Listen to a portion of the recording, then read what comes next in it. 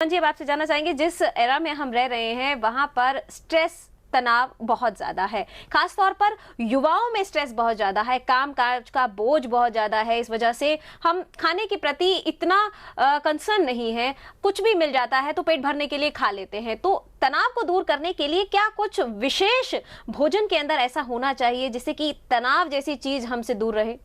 बिल्कुल होना चाहिए जी। आपने सुना है, मैंने भी सुना है, एक इंसान के मन का रास्ता उसके पेट से निकलता है। जी।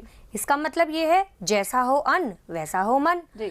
अगर आपका अन्न ही अच्छा नहीं है तो आपके शरीर में, आपके दिमाग में तनाव तो आएगा ही आएगा। आपने इतना सारा ऑयल, इतना सारा मैन मेड फैट कंज्यूम किया है कि वो सारा आपके चेहरे पे और आपके दिमाग में डिप्रेशन बन के झलकता है। आप जरा सा काम करते हैं, उसी में आपको फ्रस्ट्रेशन होती है, चिड़चिड़ापन आता है। वो क्यों होता है?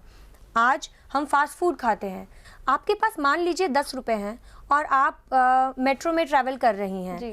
और आपकी मेट्रो रुकी, आपका डेस्टिनेशन आया, आपको बहुत भूख लगी है, आप घर पहुंचने का इंतजार नहीं कर सकते। आप उन 10 रुपए का क्या करेंगे?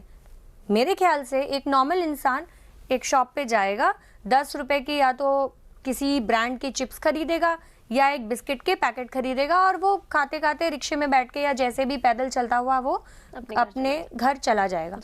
क्या हम सोचते हैं कि 10 रुपए में 3 केले आएंगे, हम 3 केले ले लेते हैं? जी। हम नहीं सोचते। हम सोच सकते हैं, हालांकि हमें बचपन से इस तरह से बड़ा किया गया है कि फ्रेश फ्रूट्स, वेजिटेबल्स हमारी जिंदगी का एक अहम हिस्सा रहे हैं। जी। लेकिन आज जब हम खुद कमाने लगे हैं तो हम उन चीजों को भूल गए हैं। हमें जो चीज बहुत आसान है वो ज्यादा प्रेरित करती है। सिमिलरली अगर एक रेडी वाला पॉपकॉर्न बेच रहा है, वो रेत में भूनकर जो बेचते हैं, हम वो नहीं खरीदते हैं। हम समहाउ उसको अनहाइजीनिक मानते हैं क्योंकि वो खुली हवा में रखा गया है।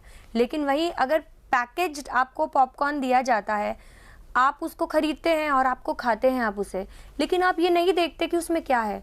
उसमें हाइड्रोजनेटेड फैट होता है जिसको हम वेजिटेबल ऑयल बोलते हैं। हालांकि वो लिखकर बेचते हैं बटर्ड पॉपकॉर्न, लेकिन वो बटर्ड नहीं होती हैं, उसमें सिर्फ बटर का फ्लेवर होता है। एक्चुअली उसमें सिर्फ हाइड्रोजनेटेड फैट्स हैं। तो हमें इन न्यूट्रिशनल वैल्यू को समझना होगा, हमें खुद को जागरूक बनाना होगा। जी सुमन जी, आपने विदेशी भोजन पर भी और भारतीय भोजन पर भी बहुत सा अनुसंधान किया है, तो जानना चाहेंगे कि शारीरिक और मानसिक विकास के लिए भोजन में किन तत्वों का होना बेहद जरूरी है? भोजन में, जैसे कि मैंने अभी भी आपको कहा कि भोजन में फ्रेश फ्रूट्स एंड वेजिटेबल्स बहुत बहुत ज्यादा जरूरी है, क्योंकि प्रकृति ने उनको इस कदर बनाया है कि उसमें पर्याप्त मात्रा में ग्लूकोज अवेलेबल है। विदाउट ग्लूकोज, बिना ग्लूकोज के हमारी बॉडी सही तरीके से फंक्शन नहीं कर सकती। अगर हम ये चाहते हैं कि हमारा शरीर पूरी तरीके से फंक्शन करे तो हमारे सेल्स को पर्याप्त मात्रा में ग्लूकोज मिलना होगा। वो sugar fresh fruits and vegetables में अवेलेबल होती है। उसके अलावा जब हम इतना सब कुछ खाते हैं तो हमें शौच भी जाना होता है। कुछ लोगों को आप देखते हैं कॉन्स्टिपेशन की प्रॉब्लम होती है निरंतर, रेगुलरली, जिसके लिए वो कंटिन्यूअस पिल्स लेते हैं। लेकिन उस वक्त अगर वो पर्याप्त मात्रा में पानी कंज्यूम करें, प्लस फाइबरस फूड्स खाएं जैसे रोटी, चावल, दाल या फिर फ्रेश फ्रूट्स एंड वेजिटेबल्स, हरी सब्जियां, फल इत्यादि, तो उससे क्या होगा कि उनकी बॉडी को फाइबर बहुत मिलेगा। वो फाइबर उस मल को पुश करेगा कि वो जल्दी से उनकी बॉडी से रिलीज हो जाए, एक्सक्रीट हो जाए, और जो पानी है वो नाले को साफ करने की तरह काम करता है और सारी चीजें, सारा मल हमारी बॉडी से पूरी तरीके से बाहर हो जाता है और हमें फिर से भूख लगती है और हम फिर से खाना खाते हैं। तो इसीलिए ये बहुत जरूरी है कि हम फ्रेश फ्रूट्स को, हरी सब्जियों को, दूध को, दूध में बहुत कैल्शियम होता है। दूध से बनी हुई फिर कोई भी चीज है, जैसे दही है, घी है, मक्खन है।